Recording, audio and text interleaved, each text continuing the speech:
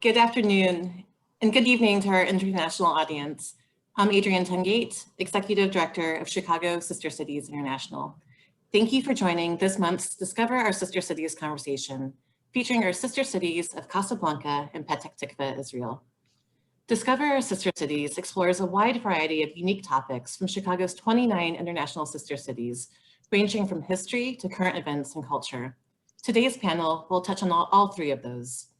We're thrilled to have an esteemed group of speakers to discuss a new beginning to an old friendship, exploring the strong cultural ties and recent renormalization between Morocco and Israel. Now it's my absolute pleasure to introduce our moderator, Marilyn Diamond, the Honorary Consul General of Morocco and Illinois.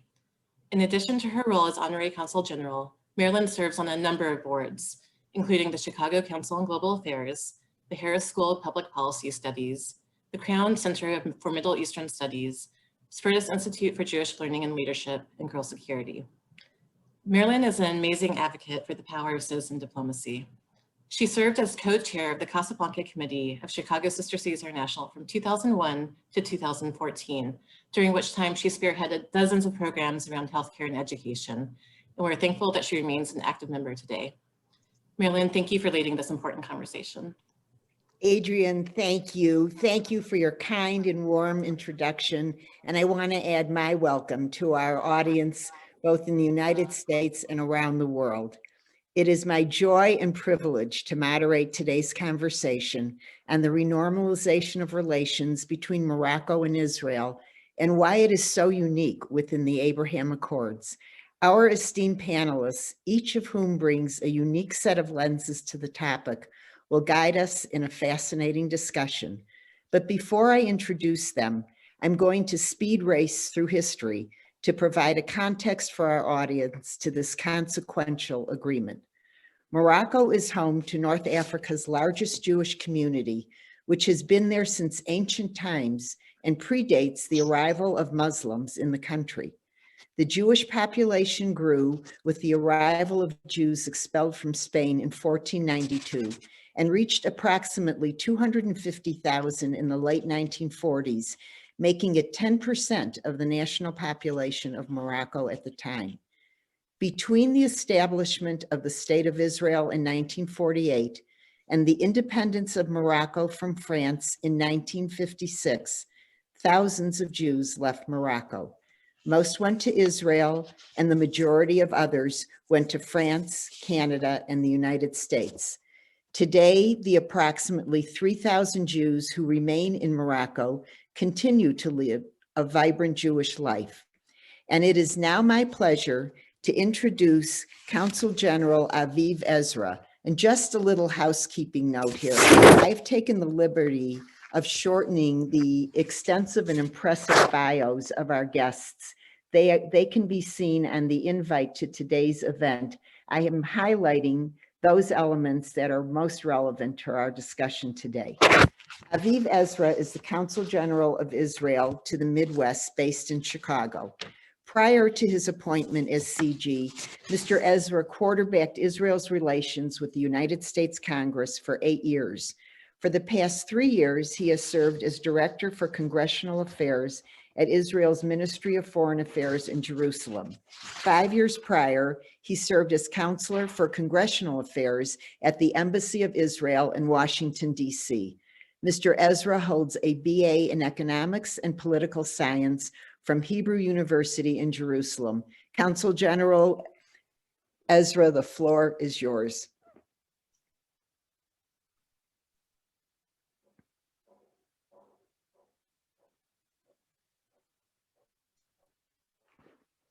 Shalom, shalom, Marilyn. Shalom, everybody. It is such a great opportunity, a pleasure, and an honor to be able to bring greetings on behalf of the State of Israel and on behalf of the Consulate of Israel to the Midwest, based in Chicago, to this esteemed get-together today. I'm very honored and fortunate to do that, and thank you for having me. I want to first of all, of course, thank Adrienne, the Chicago Sister Cities International, for hosting this program. I want to thank my dear friends from the WBC, from World Business Chicago, and I want to thank the dedicated Chicago Petah Tikva Sister Cities Committee for their endless effort to promote this partnership, especially Dan and Sherry. And finally, last but not least, I want to thank you, Marilyn, for your service as the Honorary Consul General for Morocco. I remember the first time we met a couple of years ago, and we both talked very fondly about the opportunity of doing something together to celebrate the amazing relationship that should be happening between Morocco and between Israel. And I'm so happy, it gives me really the chills to say that we are here and we are making it happen, as we say in the Jewish heritage, שהחיינו וקיימנו והגיענו לזמן הזה. So I'm very excited to be able to stand in front of you today at this junction of history. To our panelists, dear friends from Rabat and from Ashdod, from Israel, I would like to say to you, not in Yiddish, but rather in Arabic, Assalamu alaikum wa rahmatullahi wa barakatuh. I am honored to be able to say that in Arabic since I served in Egypt, in Cairo, as the Israeli representatives for a couple of years, and I had the ability to really represent Israel in an Arab country. But that was all, first of all, it was about 20 years ago. And second, let me tell you, we yarned for so many years that on top of the relationship that we have with Egypt and with Jordan, we yarned for more countries to join the circle of peace and tranquility in the region. And we were praying for that, like the usual prayers from the Jewish heritage for peace and singing for peace. And once again, right now, we are in the junction of history that 4 additional Arab countries, neighboring and not neighboring countries, but from the Mid East, has joined this great opportunity of the circle of peace. And we are extremely, extremely happy about that opportunity. Well, if I can leave you, if there's one thing that I could have you take from my short words today, is that the Abraham Accords that have been signed a couple of months ago are nothing short or less than a game changer. They are a strategic achievement that if we did not, the entire globe, we would have been dealing now with a global pandemic. This would have been, I think, the highlight of the last decade, with all the relevant peace prizes and Nobel prizes, because this is a huge, huge game changer to the region, to Israel, and of course also to the countries that are part of this achievement. It is because they are based on, it's because they are based on mutual economic interest. It's because they are connecting what we call people to people. It is because they are based on mutual strategic interest, and because that they are changing the narrative and hopefully encouraging the Palestinians to jump on this moving train. I can tell you that as comparison to my service and my work in Egypt, whereas the focus was usually between the leaderships, mostly the military and the strategic and maybe the political leadership, here we have amazing economic interests that are involved. Here we have truly the people-to-people connectivity, which we're very proud of. And here we have a situation where many of our colleagues and our neighboring countries are also concerned about mutual enemies. And we say in our neck of the woods that the enemy of your enemy is your friend. Many of us are very concerned about the radicalism coming from Iran and many other radical players like Hamas and Hezbollah. And together, this is a division not between Arabs and Israelis, but rather between moderates against radicals. And last but not least, I really, really hope that our Palestinian friends will understand that no more will that train of peace be waiting for them, and they should start catching up and running in making sure that they are jumping on that train. Last but not least, specifically the Morocco-Israel partnership goes a long way back with families. And as you mentioned, Marilyn, so many friends that we have in Israel that have immigrated from Morocco. The recent accords will take this partnership to new heights, there's no doubt in my mind. Diplomatically, official diplomatic missions were opened in Israel and in Morocco for the first time in over 20 years. Aviation, nonstop flights from Tel Aviv to Casablanca was inaugurated, and it's going to continue, of course. Tourism, the Moroccan Ministry of Tourism is expecting about 250,000 Israelis annually once the sky will reopen, COVID permitting, when tourism resumes. Economy, the chief economist at the finance ministry signed agreements and joint investments from both sides. And this is truly amazing. And the trade, of course, of Israeli companies back and forth. And lastly, the parliaments that we have at this point efforts to establish a parliamentary work group between Israel and between the Moroccan officials. So these are all just the tip of the icebergs in terms of potential. And I can tell you one thing to the listeners today and to the panelists that are great, great leaders on this effort, that the best is yet to come. Have a great rest of the program and enjoy both our two friends of the panelists. And thank you so much for having me. Shalom. Shalom. Aviv, thank you for your insights and your message of hope. I know full well that Israelis are not in the business of sugarcoating information, which makes your remarks all the more promising.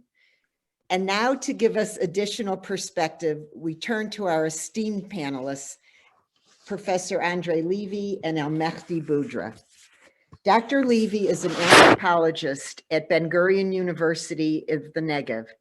In 1996, he obtained his PhD in anthropology from Hebrew University in Jerusalem. His doctoral research focused on the dwindling Jewish community of Casablanca. The bulk of his writing stems from ongoing anthropological fieldwork in Morocco and focuses on Jewish-Muslim relations there and homeland diaspora relations. Additionally, Dr. Levy writes on theoretical issues of pilgrimages, identity, politics, ethnicity, nation states, and diaspora. Mehdi Boudra, a special interest in minority rights and intercultural dialogue. In 2007, he founded and has since served as president of the Association Mimouna, a Moroccan NGO seeking to promote Moroccan Jewish heritage and Muslim Jewish dialogue.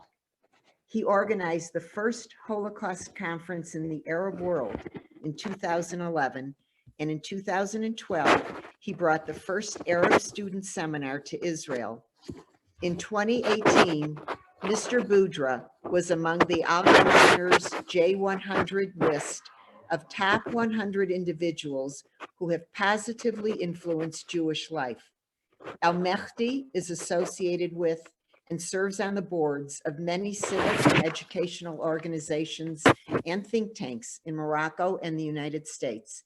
He holds an MA from the Peace, Conflict, and Coexistence Studies program at Brandeis University and a BA in International Studies from Al Akhawain University in Ifran, Morocco. I'm going to begin with you, Mehdi, and I just want to say that as each of you answers a question, once you have concluded your answer, the other should feel free to jump in and make any comments. Mehdi, from your perspective, what were some of the factors behind the mass emigration of Morocco's Jews beginning in the late 1940s? First of all, thank you, Marilyn and Chicago Sister Cities International for inviting me. But before responding to your question, I just want to continue in the context that you gave. And as you said, like the roots of the Jewish community in Morocco go to antiquity here in Morocco. In the 1950s, the Jewish population reached almost 300,000 Jews. It was the biggest non-Ashkenazi community in the Arab world, and the biggest Jewish community in the Arab world. In cities like the city of Essaouira, Dibdou, or Sifaru, the majority of the population was Jewish. Today, the Moroccan Jewish community living in Morocco does not exceed 3,000 people. However, this very active community remains one of the strongest Jewish communities in the Middle East and retain a strong links with the 1 million Jews of Moroccan descent around the world, especially with Israel. You know, during the Holocaust, Mohammed V saved Jews from the Vichy regime. In 1956, after the independence of Morocco, Mr. Leon Ben Zaken was appointed as telegraph and communication minister. Then the relation between Muslims and Jews in Morocco were very good at the independence of Morocco. Unfortunately, many of those Jews left. The question, as you asked, why they left Morocco. You know, we cannot have a right response to that, but there is many factors. And among the factors that we can say you know, there is like the fear from the future of the community after the independence of Morocco, the fear of what happened to other Arab countries, to the Jewish communities in other Arab countries can happen in Morocco. You know, in 1941, the Farhud in Iraq, Jews were targeted in Iraq. In 1956, after the War of Suez, the Egyptian government made strong measures against the Jewish community. And this has happened in Libya and Syria and other parts of the world. Then the Jewish community in Morocco was living very well with the Muslims and had strong relation with the King of Morocco, the Sultan Mohammed V and King Hassan II, but they decided to leave from the fear of the future. You know, in Morocco, Morocco is an Arab country, and we have the Pan-Arabist movement also in Morocco, who was very critical to the state of Israel. You know, this is the history of Morocco, and we should tell all the story. We should not choose which part to say and the one to not to say. But there were some incidents, and like there is the Pan-Arabist movement who was against Israel and the relation between Israel and the Jewish people of Morocco. And I think those are the major factors who let Moroccan Jews start leaving Morocco to a future that they didn't know. The majority of those population went to Israel, but there is many Jewish communities, mainly from northern Morocco, who went to South America, to United States and Canada and elsewhere. But the beauty of all of that is this bond never have been cut. And today the relationship between the 1 million Jews of Moroccan descent and Morocco is very strong. It was never cut. You know, it's like many Moroccan Jews are visiting Morocco since the 70s, coming to Hilulot, to pilgrimage, coming to visit their family. And they have strong relations with the Moroccan people and with the Moroccan king. Thank you. And Dr. Levy, let me, before I ask you a question, jump in and ask if you would like to add anything to that. Yeah, thank you. Thank you for inviting me. Yes, there are some factors that I think should be added to those that were clearly presented by Mr. Boudra. First of all, the creation of the State of Israel destabilized the relationships in Morocco because there were pilgrims, for instance, who went to Mecca from Morocco, and they, on their way back, while hearing the news from Palestine, they reported about it, and it created some tension between Jews and Muslims. Another reason was, of course, the fact that Morocco, maybe the audience is not very aware of this fact that Morocco is based on two basic ethnic groups, one of which was mentioned by Mr. Boudra, the Arabs, but before the Arabs were the Amazigh, or as known as Berbers. And when the new Moroccan state was established after the end of the French colonization, the king Mohammed V declared that Morocco will be an Arab and Muslim country. And by this, he in fact marginalized two major groups. The largest one was the Amazigh, who were not Arab. And the second were the Jews, who were not Muslims. And because of that, Jews were afraid that Morocco is going to a direction that will put them in the margins of the society. Thank you. Thank you for both of you for your wonderful insights. Andre, can you talk about the absorption of the Moroccan Jewish immigrants into Israel? Yeah, well, it could be a seminar for an entire year. So I'll really, in a very broad brush strikes, I'll say that we can take at least two major steps. The first step, which was from their immigration to Israel and the 50s and even the early 60s, they were absolutely marginalized in Israel, and they suffered from negative stereotypes, they were discriminated, their culture was oppressed, and they in fact were not heard. Their voice was silenced, and traditions like El-Mahdi reminded us that his organization is called the Mimouna. The Mimouna is in fact a Moroccan Jewish festival, spring festival, that will occur in fact in a few days or a week and a half, something like that from now, that celebrated coexistence with Muslims. And the fact that there was a festival or a holiday, a Jewish holiday that includes Muslims in it, was too strange and too awkward in the eyes of the Ashkenazi population. And therefore, this celebration, as others, were celebrated quietly at home, and they were not out in the open. And more or less the transitional year was 1984, when a very esteemed rabbi called Abu Hatzera died, and Israelis were shocked by the fact that his funeral was attended by tens of thousands of Moroccans. And it was a kind of an outing of the Moroccan culture. And also, more or less at the same time, they were integrated into the political systems. However, even in these days, if I take myself as an example, I'm a very strange bird in the Israeli academia, because the Israeli academia is more or less about 93% Ashkenazi.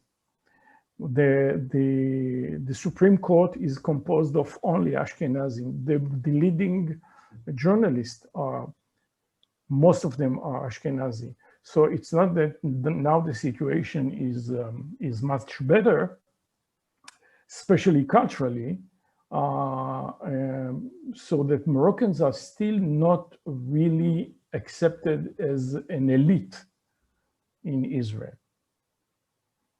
I'd like to follow up with both of you on this question then. What I'm about to say is anecdotal, and I am sure you can both support it with data, but I have observed the Moroccan American Jewish diaspora on several official occasions, and their display of affection and loyalty to their ancestral homeland is very obvious. I attended a reception for the royal family in Los Angeles last year, and it was celebrated over a weekend at a Sephardic synagogue and then at a huge party in a ballroom at a hotel in LA. And the more than 400 attendees who were Moroccan Jews in Los Angeles brought their children, their grandchildren, and they were dressed in Moroccan clothing. The young children knew the words to the Moroccan national anthem. And while I don't have data, I have a master's in Jewish studies. I don't know of any other diaspora Jewish community that feels this kind of an affection for its ancestral homeland, despite the mass emigration. So how would you each explain this? Whoever wants to jump in first. El-Mehdi, do you want to, being a Moroccan? Yeah. I had the chance to study at Brandeis University, and then I lived in the United States for 3 years. Then I had the chance to be invited every time to Shabbat dinners, to the Mimouna in Boston or New York. And I really felt that all those people coming from different areas in Morocco, in Morocco, we don't have a division between Arabs and Amazigh. We are all Moroccans. We have two ethnic groups, but I don't know if I'm Arab or Amazigh. I'm Moroccan. I'm a proud Muslim by religion. I'm ethnically Arab and Amazigh, but I'm also Jewish by culture. Then it's part of my own identity that I'm defending. And this is what I felt from my Jewish compatriots. They are religiously, they are Jewish. They are coming from areas from Amazigh or Arab areas, but they are Moroccans before anything else. They are doing that because they love their country, they love their king, they feel Moroccan. And you know, you cannot remove that from them. You know, Florence Amzalag, who was the vice president of the American Sephardic Federation and a dear friend of mine, and she passed away. She was a proud Moroccan woman. And she told me that I brought with me Morocco to New York. I'm Moroccan in New York, and I'm doing everything Moroccan. She eats Moroccan, she sing Moroccan, she do everything Moroccan. And this is the beauty, like you cannot remove a Moroccan, you cannot remove the identity of a Moroccan wherever you can go. And this is Moroccan Jews in the United States. They are Moroccans, they go to Moroccan synagogues, they pray with the Moroccan traditions, which is really great, and it's really beautiful. And you know, wherever you can go, in Moroccan homes, you will find something. You will find a Moroccan home with the picture of the King of Morocco, which is really beautiful. And I think this is, we cannot find it in other communities from the MENA region, unfortunately. Thank you, El Mehdi.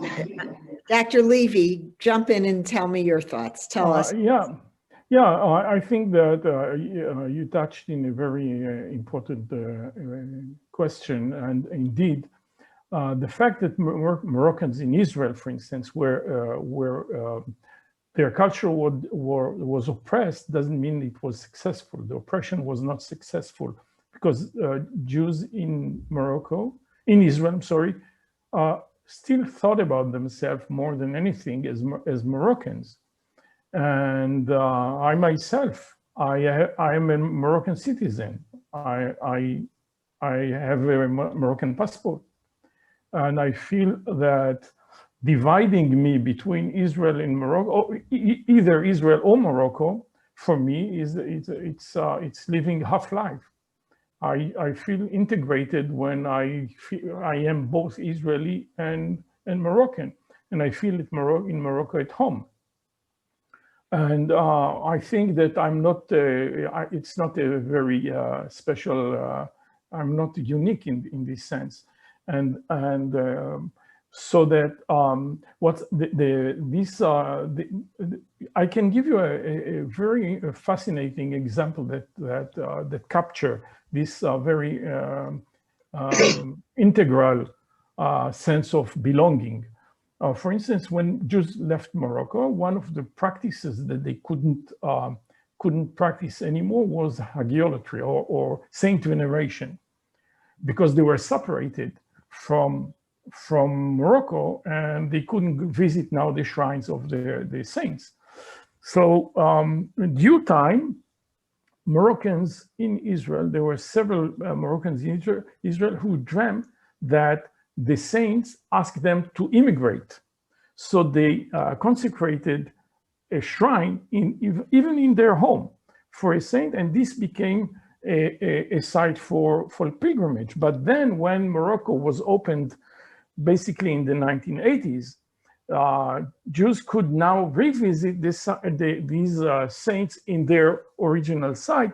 So in fact, they felt that they have the saint both in Morocco and in Israel, and thus Morocco was considered a sacred country.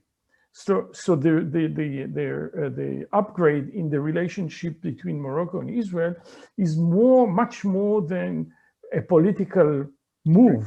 It is a reunification with parts of their identity that now would be easy, although, as El Mehdi mentioned, from the 1980s already, Israelis could visit Morocco. Well, thank you. That is so heartwarming and fascinating and unique. And it's a wonderful segue into my question for El Mehdi. El Mehdi, you founded the Mimouna organization, whose extraordinary mission is to keep Muslim Moroccans connected to their Jewish roots. Would you elaborate what you mean by Jewish roots, as well as what drove the decision to incept this remarkable initiative? Before starting, I want just to tell you and clarify that Mimouna Association was created in 2007 is part of a larger movement of individual initiative by civil society organization, but also by the media representatives and educators to reclaim the cultural diversity of Morocco.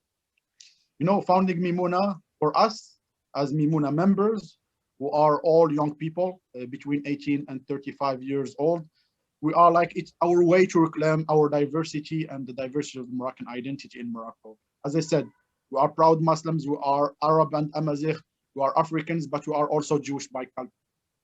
Then by founding this organization, we wanted to bring the gap, because we find there is a gap between the old generation who talk with nostalgia about Moroccan Jews, who know many things about Judaism in Morocco, and the young generation who don't know nothing about Moroccan Judaism. Then we decided in 2007 to bring this gap and creating an organization dedicated to preserving and promoting the Jewish heritage of Morocco. You know, I was 19 years at the time, and all my colleagues were between 18 and 20 years old. And we decided to found something different, to show that Judaism is part of the Moroccan identity. Not only for the old people who know that, but for the young generation who didn't have the chance to meet with any Jew. As I told you, there is only 3,000 Jews living in Morocco. It's a vibrant community, but we needed in 2007 to do that. Thanks God, like things have changed positively. We had a beautiful constitution of 2011 who like promote the diversity of the Moroccan identity, where it said that Morocco is also a Jewish land, which is unique in the Arab world. We had also lately in the curriculum, we have this reclaiming the diversity of Morocco by telling the story of the Moroccan Jewish history in Moroccan curriculum books, which is really fascinating. Then things have changed positively since then. And our organization, who started in a campus in 2007, now it's in 4 cities around Morocco, and we have more than 100 members. Half of them are students, but we have the other half is young professionals, and we organize more than 150 events. We have programs about Moroccan Jewish heritage, about Holocaust education, about using new technology in education to promote the diversity of Morocco. Then our organization, I can tell you more, but I know that we have only 3 minutes, and Mr. Levy will add more if he wants. But our organization, it's trying to do the work and to complete what have been done by others. There is the Foundation of Moroccan Jewish Heritage, who have done great work. It have preserved 20 synagogues around Morocco. It created one of the only 2 museums in the Arab world, Jewish museum in the Arab world, Museum of Casablanca. We have Beit Dakira, who is the 2nd Jewish museum. It's also in Morocco. It was founded by Mr. Andrew Azoulay, and it was inaugurated by His Majesty in person, which is really unique to have a center to promote the relation between Muslims and Jews in Essaouira, and to be inaugurated by His Majesty himself. I think those things are like signals that, like, you know, this is the little light who overcomes much darkness in the MENA region. And it came from Morocco. I'm not telling that because I'm from Morocco, but you can see that with your eyes. And Andre, who is a dear friend of mine, with whom I meet many times in Casablanca, and like he can say what's happening in Morocco, it's very unique. And it's really beautiful, which let the civil society in Morocco do its work and promote the Jewish heritage of the country. Thank you, El Mehdi. Andre, anything you would like to add to that? I'll be very brief. The sentiments that El Mehdi well articulated are even on a popular level. For instance, I was once with my child in a queue in a boulangerie. I wanted to buy some cake or something, and all of a sudden, an old guy that was before me just turned around and looked at me, and I didn't say a word. And he started to curse me, and I was the first stunned by it. And then I understood what he's telling me. And he basically what he was trying to say is that he curses me because we left Morocco, and we shouldn't have left Morocco, because Morocco, the Jews in Morocco were an integral part. And since the leaving of Morocco, it created a kind of a hole. I would maybe compare it to the sense of when you uproot a tooth and you feel this kind of urge with your tongue to look for it all the time. And I think that what El Mehdi is doing and others is this kind of tongue searching for the hole that is missing. And one remark that I want to leave maybe unresolved is that it's interesting that the Jew serves as the promoter or the symbol for creating or pushing forward the idea of pluralism, while he is missing. So in a way, there is a resurgence in Morocco of the Jew that is not there. What a fascinating way to put it, and how true.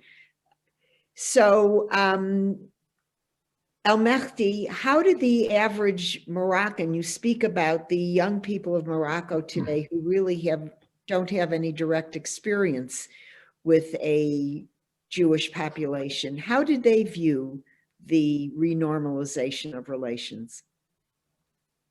You know, before Israel and Morocco, they share the same values of diversity, democracy, and peace. Then that's renormalization was very natural. You know, the young people in Morocco, they see this renormalization as another way of our relation between Morocco and the state of Israel. But it's also an opportunity to build a better future for both countries and for the region as a whole. But we should not forget that the Palestine is very important to Moroccans. And today the youth in Morocco looks to Israel and Palestine together to achieve a historic compromise.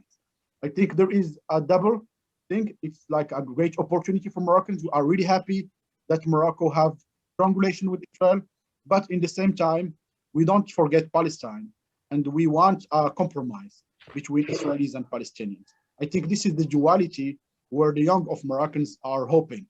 They are proud and happy for this decision, but in the same time, they are waiting for a strong and peaceful resolution of the Palestinian issue. And my question for you, Andre, is how did the non-Moroccan Israeli population view the normalization? Well, as far as one can tell, it depends. It depends the position of them vis-a-vis the Moroccan Jews in Israel. So you could have from racial remarks, very racist remark, to expression of happiness. But for them, unlike for Moroccans in Israel, the peace is a part of a kind of political move and with its own economic opportunity, etc. But it's and I think that some of them at least express they are stunned by the emotional reaction of Moroccans in Israel towards this opportunity. And if I may say something that would in a way relate to El-Mehdi's concern about the Palestinian issue, I would say that for very complex reasons that I don't have enough time to elaborate here, Moroccan Jews in Israel basically are right-wingers. But they are right-wingers, they are not ideological right-wingers. They are more a kind of economic right-wingers that they feel that the Likud party treated them well, let's say, after the Labour parties that were quite horrendous towards Moroccan Jews. And I feel that this new agreement, the king himself, Mohammed VI, could make a shift because of his symbolic position in the Moroccan population in Israel towards a more moderate attitude toward Palestinians and the Palestinian question amongst Moroccan Jews. And I think he can, and I hope he will play a role in it. I share your view on that topic. I've thought about that myself, and I agree with you. I think we've got time for you both to address this one last question, and that is there anything that we haven't covered that you would like to talk about before we turn it back over to Adrienne, or to, let me see if we have any audience questions. So I'll start with you, Mehdi, and give Andre a chance to catch his breath. Yeah, I Thank think you. we didn't have the chance to speak about the Jewish community in Morocco today. As I said, like there is only 3,000 vibrant Jewish community members in Morocco, but they still have more than 30 active synagogues around Morocco, half of them in Casablanca. They have 4 Jewish schools in Casablanca. Thanks to His Majesty the King, there is a preservation of 167 Jewish cemeteries and shrines. And this Jewish community is very vibrant through the role of many leaders within the Jewish community, local Jewish community leaders like Mr. Jackie Kadosh, Mr. Devikos, Toledano, but also the leadership, Mr. Berdugo and Mr. Andra Zulay, and others who played an important role in the Moroccan society, but also the role of artists and who are like Maxime Carucci and others who are like promoting this diversity. I think the role of the small Jewish community in Morocco should still be important because they are doing a great job and they are trying to bring the Muslims and Jews together in Morocco, but also they can be a bond between Morocco and Israel. And the role should not be limited. And they are doing great job. And I think this small Jewish community have a word to say within the relation between Israel and Morocco. And there will be like a link and a bond between the two countries. Thank you. Andre?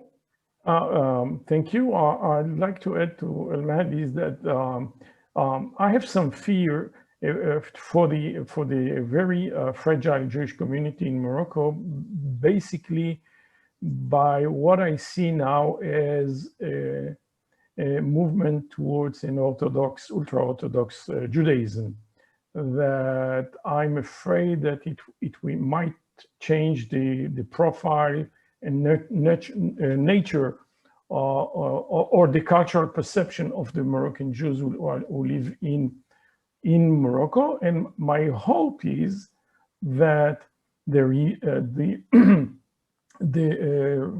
improvement of the relationships between Morocco and Israel would create a kind of flow between both countries of Moroccans and will create a space that does not surrender to national boundaries, but rather create a more wider space that in which Moroccans of all kinds are moving one towards each other. Thank you. Let me just check the chat box and see if we have,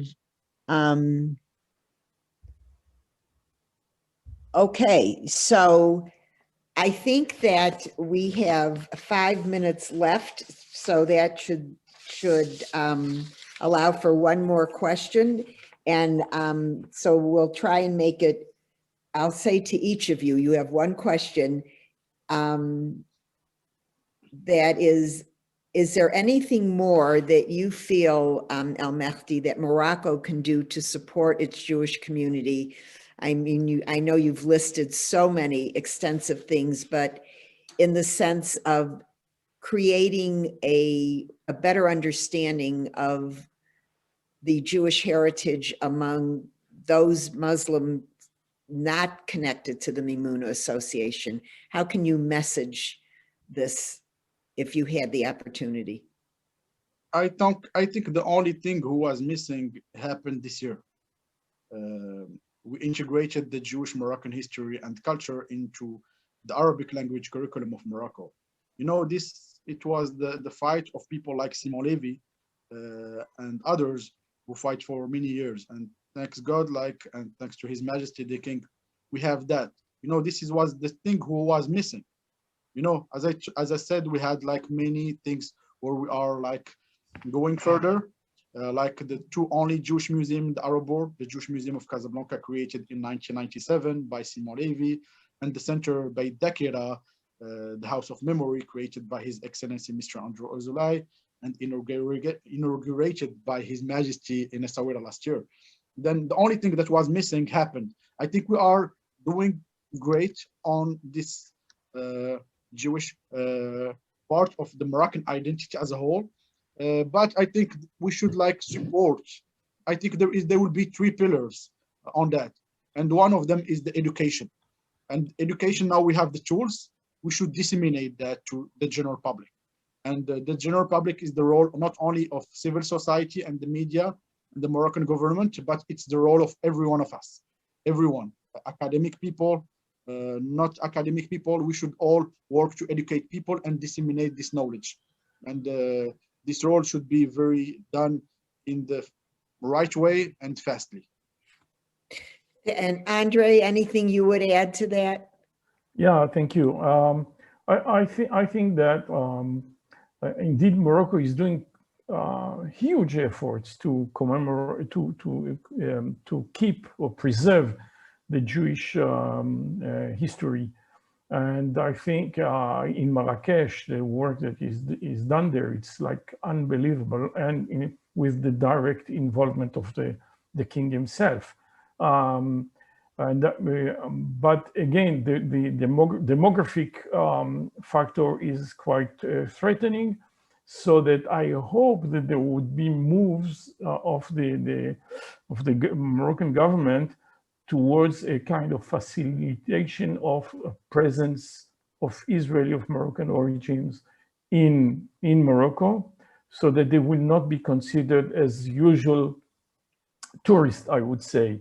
And this, I think this could contribute to a more vibrant and not only museumizing, self-museumizing community, but more vibrant one that can think about its future. Just to give one example, in the last, I think, decade or so in Marrakesh, there was no circumcision. So in the last decade, no child boy was born there. So it's a very bad sign, and that I hope that these the improvement of the relationship between Israel and Morocco would enable the a kind of return to a more vibrant and more lively community. And for instance, the cultural venue that Mehdi mentioned is a very important way to do it. Project like Kamal Ashkar, my dear friend, who is a filmmaker, who meets Israel and Morocco in his films. It's a very, very intelligent way and sensitive way to do it. Well, I think before we close, I want to say two things. Number one, there was a whole area that I had hoped we might be able to get to, but we didn't. And that has to do with exchanges, people-to-people exchanges between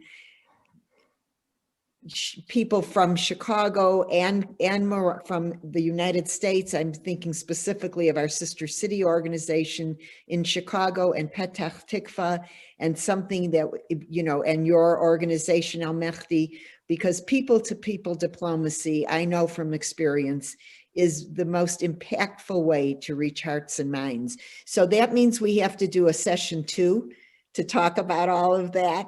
And I do want to apologize for the noise in the beginning that my papers were making. I didn't realize that they were causing such a disruption. So apologies for that. I'm going to turn it back to you, Adrienne, for closing remarks. Thank you all. Thank you so much for being so generous with your time. Thank you so much, Marilyn, and thank you, Consul General Ezra, Al Mehdi, and Andre for this amazing conversation. It was wonderful and insightful. And Marilyn, I agree with you. I think that I wish we had a few more hours to discuss it, and I think we definitely need to do a part 2. I can't wait to learn more about the initiatives that you all have coming up, and we'd be happy to share that with our audience as well. In addition to our speakers, I'd like to thank the team that put this together. As Marilyn mentioned, the Sister Cities mission is driven by our volunteers. They're citizen diplomats who care deeply about connecting Chicagoans with the rest of the world. So I'd like to thank the chairs of our Casablanca committee, Lisa Roberts and Julie Stagliano, the co-chairs of our Petah Tikva committee, Sherry Giddens and Dan Schur for making this conversation possible, as well as our partners and their sister cities who have joined us in the audience today. And thank you to our audience for joining us. If you're new to Chicago Sister Cities, I encourage you to follow us on social media and to sign up for our newsletter to learn more about our 2021 programming. We would love for you to join us in our work of promoting citizen diplomacy. If you're interested in joining one of our committees, please feel free to reach out with any questions, and we'll share the membership application and the link. And I hope that you can all join us next month on April 29th for our Discover Paris, a global model for the fights against air pollution, where we'll learn what Paris is doing to take the lead in the world to fight against climate change. Thank you, and we'll see you next month.